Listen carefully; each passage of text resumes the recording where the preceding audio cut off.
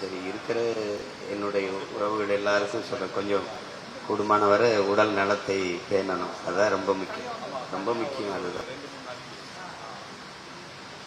நான் எனக்கு தெரிஞ்சதுல உங்களுக்கு சொல்றேன். என் மேல அக்கறை கொண்ட சிலர் எனக்கு பகிர்ந்துகிட்ட செய்தியை என் உடன் பிறந்தார்கள் உங்களுக்கு சொல்ல கடன்பட்டிருக்கேன். என்னுடைய ஐயா சொக்கலிங்கம் இதய மருத்துவர், உங்களுக்கு தெரியும். அவரை நீங்க பாத்தீங்கன்னா 50 வயசு சொல்லுவீங்க, ஆனா அவருக்கு 80 வயசு. எப்ப பார்த்தாலும் சீமா 100 வயசுக்கு அப்புறம் தான் நீங்க என்கிட்ட மருத்துவத்துக்கு தேடி வரணும் இப்படிதான் பேசுறாரு. நீ உன்னுடைய தமிழ் தான் என்னைய வாழ வச்சுக்கிட்டு இருக்கு, அதனால நீ ரொம்ப கவனமா இருக்கணும்னு சொல்றாரு. அப்ப சொல்லிட்டு சொல்றாரு, ஜப்பான்ல போய் 1000 பேர் அமர்ந்திருக்கிற அரங்குல அவர் பேசுறாரு மருத்துவரா. 100 வயசுக்கு அப்புறம் தான் நீங்க மருத்துவரை தேடி வரணும் அப்படின்னா அவங்க எல்லாம் சிரிக்கிறாங்க. 100 வயசு அது தொட்ட பிறகுதான் வரணும்னு அவங்க எல்லாம் சிரிக்கிறாங்க. ஏன் சிரிக்கிறீங்கன்னு கேட்கிறேன். எங்களுக்கெல்லாம் 108 110 வயசு ஆயிடுச்சுன்னு அவங்க எல்லாரும் சொல்றாங்க. அப்ப இவர் அதிர்ந்து போய், சரி என்ன நீங்க எப்படி இவ்வளவு தூரம் இருக்க முடியுது அப்படின்னா, முதல்ல எங்கள் மொழி மேல எங்களுக்கு இருக்க பற்று, அதுக்கப்புறம் எங்களுடைய என்ன சொல்றது, எங்க மகிழ்ச்சி, நாங்க மகிழ்ச்சியா இருப்போம். இரண்டாவது இயற்கையோடு இணைந்து வாழ்கிற வாழ்க்கை. இது 3 தான் எங்களை 100 ஆண்டை கடந்து வாழ வைக்குதுன்னு சொல்றாங்க.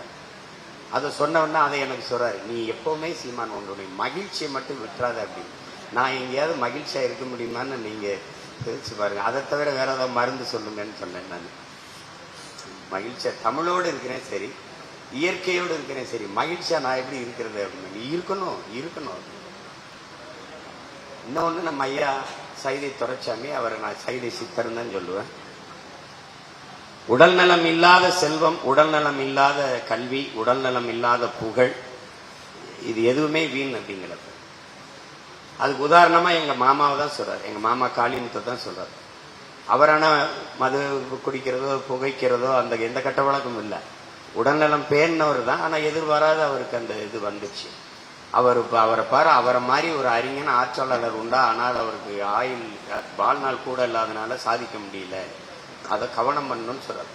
அப்ப உடல் நலமில்லாத கல்வியும் செல்வமும் புகழும் பயனற்றதுங்கிறது.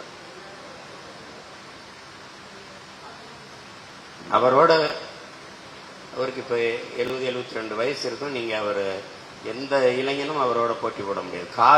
காருக்குள்ள என்னை ஏற்றி வச்சுக்கிட்டு, கார்ல பின் சீட் இருக்குல்ல, அதுல உட்கார்ந்து 15 தடவை எந்திரிச்சு காட்டுறாப்புல. நம்ம அதுல உட்கார்ந்து இறங்கும் போதே எந்திரிக்க முடியாது. அப்ப அவ்வளவு உறுதியா இருக்கிறது. காரணம் இந்த உணவு முறை தான் சொல்றாரு. 32 முறை உணவை, அதுதான் அப்பா சொல்றாரு, நீங்க உணவை குடி, தண்ணீரை உண்ணுங்கிறாரு. ஏன்னா குடலுக்கு பற்கள் கிடையாது, வாயில தான் பற்கள் இருக்கு. இங்கேயே சீரணிச்சு தான் உள்ள அனுப்பணும். இங்கே 32 முறை மெல்லணும், அதுதான் 32 பல்லு இருக்குங்கிறாரு. தண்ணீரை உணவை ஒரு கூழ் போல உள்ள தள்ளணும். அப்ப உமிழ்நீர் சுரந்து இன்சுலினோட உள்ள போகும்போது சர்க்கரைன்னு ஒரு நோயே வராது. ஆனா அது நடைமுறையில கடைபிடிக்க கடினம். ஆனா கடைபிடிச்சாதான் நம்ம வாழ்நாளை நீட்டிக்க முடியும். அது என் தம்பியுடைய இழப்பு நம்ம எல்லாருக்கும் ஒரு பாடமா இருக்கணும். என் தம்பி மனோஜுடைய இழப்பும் பாடமா இருக்கணும். நீங்க எல்லாருமே அரிய அபூர்வமான உயிர்கள், அதெல்லாம் போற்றி பாதுகாக்கப்பட வேண்டியது இருக்குது. என் தம்பியுடைய இழப்புல நம்ம எல்லாரும் உறுதியேற்று நம்முடைய வாழ்நாளை நீட்டிக்க பாடுபடணும்.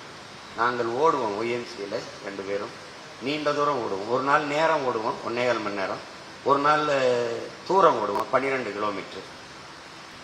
அப்ப என்ன இவ்வளவு தூரம் ஓடுறீங்கன்னா, மாராத்தான் ஓட்டம் கேள்விப்பட்டிருக்கீங்களான்னு கேட்பேன். கேள்விப்பட்டிருக்கேன். அது மாதிரி இது மரண ஓட்டம், மரணத்திலிருந்து தப்பிச்சு ஓடுறோம் அப்படின்னு.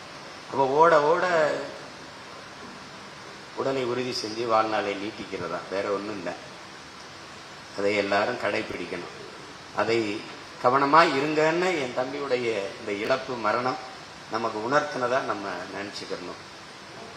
இல்லைன்னா அவன் நிறைய சாதிச்சிருக்க வேண்டிய ஒரு இளைஞன். அவன் வாழ தொடங்கும் போது அவன் வாழ்க்கையை முற்று வச்சுட்டான். அந்த கவிதை இன்னும் கொஞ்சம் நீட்டிச்சிருக்க கூடாதா, இன்னும் கொஞ்சம் இருந்திருக்க கூடாதாங்கும் போது புள்ளி வச்சுட்டான். அதே மாதிரிதான் என் தம்பி மனோஜும் வாழ தொடங்கும் போது அந்த கவிதையை டக்குன்னு புள்ளி வச்சு விட்டான்.